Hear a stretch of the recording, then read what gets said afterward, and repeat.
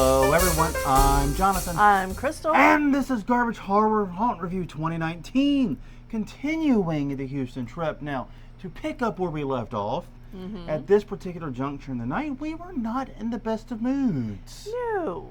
After what was ultimately two very disappointing trips, one to Creepy Hollow and the previous one to Red Rum, we actually were talking about just packing up our stuff and getting the hell out of Houston and going find something else to do for the rest of the weekend. Right. I'm not kidding. It was a serious conversation that happened on the way back to our hotel. Yes. Now, the plan was we were going to go back to our hotel, which was right across the street from Houston Scream Fest, which was going to be our last haunt of the night. Now, why did we choose to have our hotel so close to Houston Scream Fest, Crystal? Would you care to educate the people? Because included with the price of ticket are free adult beverages. In this case, beer. Yes. And so what we did is we made sure we had a hotel that was literally on the other side of the interstate from it, so that way we could Uber and Lyft over for stupid cheap. It was like $5 Right, a trip plus exactly. tip. So that worked out really well. But we really debated not even trying it. It was, Yeah. A, we were getting there a little late, We were. and B, we were miffed. We Yeah. were not in a good place at this No. point of the night. But Ellie, being Ellie, convinced us to give it a try. No. We Ubered or Lyfted over there, one or the other, doesn't really matter, and went in and paid our $40 per person, so it was $120 for the three of us because she came with us on this, and gained access to the midway. Now, this is, from a financial point, a very good deal. Yeah.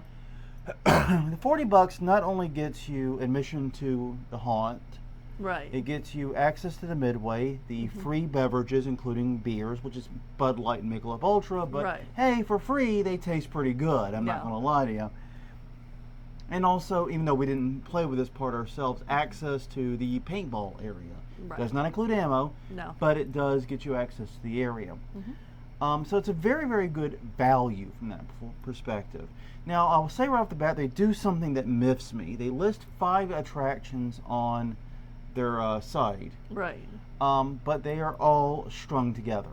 Yeah, there's no way to go to one without going to all of them. In my mind, personally, if I cannot go to both to just that attraction and then also skip that attraction, if I so choose, I can't do it. In the previous 2 parks we went to, you could do that. Yeah. Red Rum, if you wanted to do just 3D clown thing, you could do that. You could go there. Right. But if you wanted to skip it, you could as well. Same deal with Creepy Hollow. If you wanted to go to Dark Woods and nothing else, you could. But if you weren't interested in Dark Woods, you didn't have to go. Yeah, You exactly. could go to the other attractions. That's what makes a separate attraction. Now, I read on their FAQs they did this kind of to streamline and simplify, and I get that. I'm not saying I disagree that it is a streamline and a simplification, Right. but I do disagree that it is not 4 or 5 separate haunts as they promote it. That is all I'm saying, and that does miff me when haunts do that. So that was kind Yeah. of kicking me off on the wrong foot there. But that being said, their haunted house was big over compared to the other ones we'd been to that night. Yeah, it felt like a full walkthrough. It felt like it had plenty of actors. There was some good scare design, some things that we hadn't seen in other places. Yeah, it came in a little bit over 20 minutes. They promised you 20 minutes on the site. We got, I think, 21:30 or something like Yeah, that. Just a hair so past it. about right. We got what exactly what was advertised, and yeah, it was 5 very distinct parts, but they were part of the same walkthrough. Now they did do the extra step of having someone kind of hold up the line Right. between the various walkthroughs. And there was an option to exit between. Yeah, but then you would have skipped other attractions too. Exactly. So you can't skip just that. Well, I guess you could skip just the last one, but you can't go to just the last one. Yeah, You got to be able to do exactly. both for it to count. Yeah.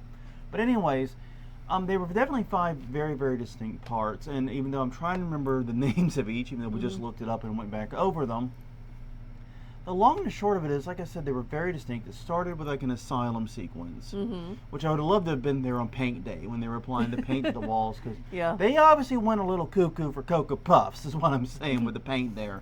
Yeah. Looked like a lot of fun. The biggest complaint I have is the lighting. Yes, it was a bit one note. It was nearly all strobes, and if it wasn't strobe, it was a blue siren. Yeah. And the thing about it is, the decoration they did lent itself to a wide variety of lighting. They could have had multiple colors, multiple themes, multiple things going on. They chose not to for whatever reason. And that did make it feel more one note than it needed to be.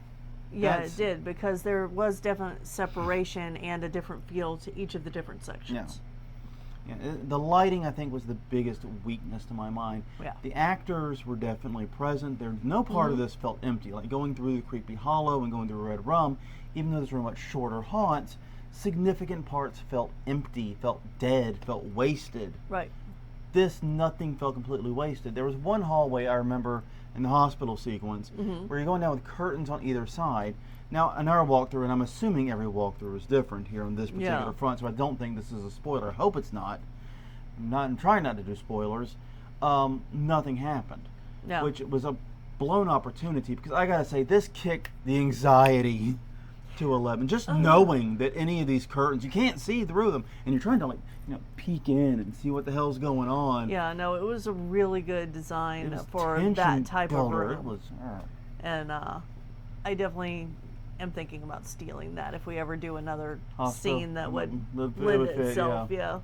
It was really, really well done. It built some great anxiety, and I do wish something had actually been there and jumped out. Right. But, c'est la vie. Yeah. I did say, you noted previously to me that you enjoyed the fact there was a Spanish language themed haunt. Yes.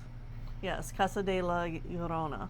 Yeah, that was really cool to see, and that was something I expected to see more of in Texas, to be honest with you, but we did not get a lot of. No, this was the only place that had it.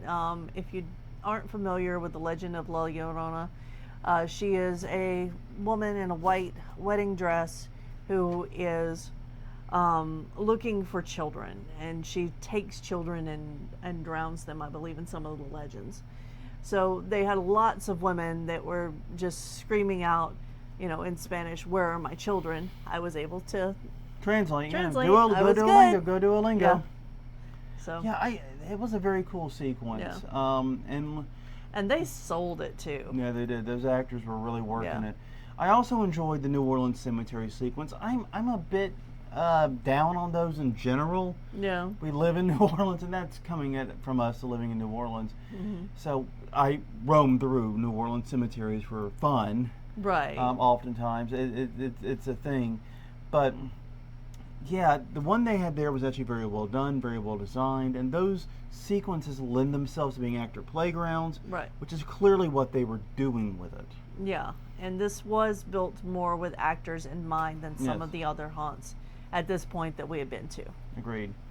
All in all, the haunt itself was, I think, an improvement. It was a step forward. It still didn't feel as detailed or as fleshed out as other haunts we've been to this season. Right. But compared to what we've been to that night, it was great, and it really picked up our spirits.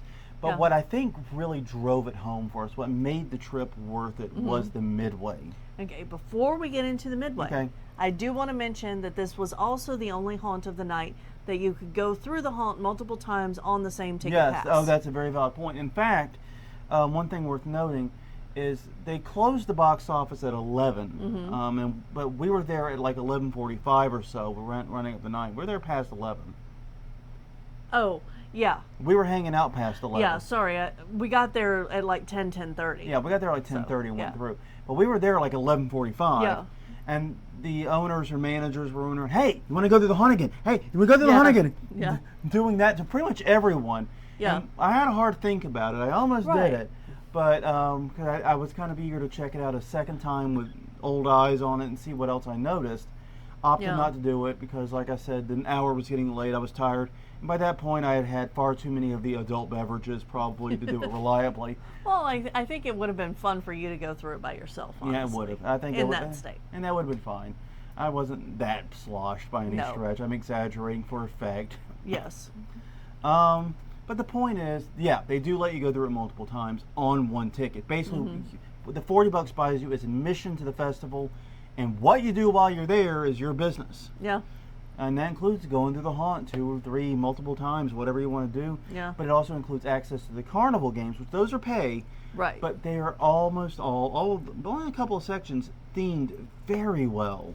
Yeah, and they're all horror themed, Of course, everybody's seen the zombie get the brain into the zombies that are like, ah. So they had that. Yeah, they had that. They had this big pumpkin thing that opened its mouth. And you throw like bean bags into it. Yeah.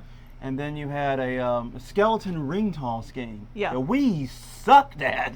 We did. We sucked at that one. I think you would have done better at it if you had like tried my strategy. Yeah. Because I noticed that some of the arms don't move. And I tried to hit some of them. But the other thing they had a bottle one of the games you try to break bottles. That one was not horror themed. Right. But I did learn that I still have my accuracy. Yeah. My pitch speed sucks, but my accuracy's pretty good. Yeah. But they had a bunch of great games, and the best part of all for me was the character actors roaming around. Yeah, they were beautiful. Beautiful costumes. They were excellent characters. These people are some of the most dedicated actors I think I've ever seen. Yeah. In terms of staying in character. Their scarecrow person right. was the stealthiest motherfucker I think I've ever seen. He was, and he put several people on the ground while we were watching. So he was like 7 feet tall. This was not a small dude, and he was moving so quiet. And like I said, just getting up behind people. He was photobombing people. It was awesome. Yeah. So I gotta say, hanging around that midway afterward, I wish they'd had a band or something going on. They had that beautiful stage that wasn't really doing anything. Right. But. And they may have had something earlier in the night, but we just weren't there for it. That's true. We were there, like I said, late. It was a Saturday mid-season, but we were there fairly late. Yeah. But all in all, I really enjoyed the midway. Everything came together. It was a solid haunt. Even though, like I said, it may not have been the most amazing decorated haunt we've ever seen in not this season. Yeah. The actors did a great job. The haunt tactics were there.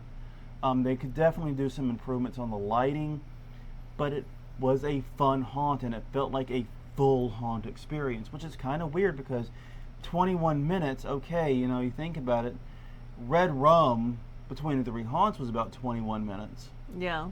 But none of those haunts felt full. No, and they all felt very short.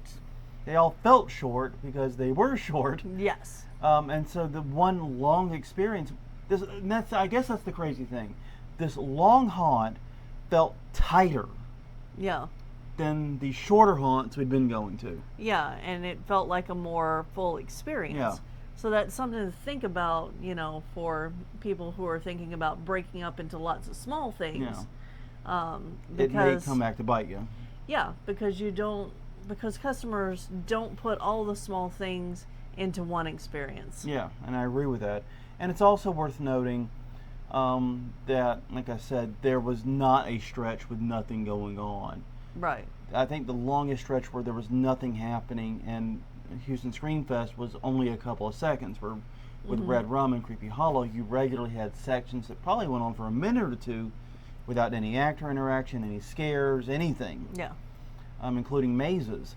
So, yeah, this haunt just felt like it was a tight experience despite being longer. And that's just it. I don't care if the experience is long or short. I care how tight and full it feels. Right. This felt tight and full despite being longer. All in all, it was the best haunt of the night for me. It put us in a much better mood. We went back to the hotel, slightly tipsy, but feeling very warm and fuzzy, not because of the beer, but because of the experience. Yes. All in all, I recommend this. They say they're the #1 recommended haunt, and that they don't pay reviewers or anything like that. I tend to agree right now based upon that region of Houston right there. Yeah. Got lots of Houston we can still explore, but right. I mean, basically it took us from a very bad mood where we were looking at leaving the city to deciding to stay and review other haunts. And then complete the tour. And that's where we're going to pick it up next time. Anything else to say about Houston Scream Fest? No. No, I don't think so. That was pretty well situated. Well, until next time, I'm Jonathan. I'm Crystal. This is Garbage Heart Haunt Review 2019 for Houston Scream Fest in Houston, Texas. We will see you guys next time.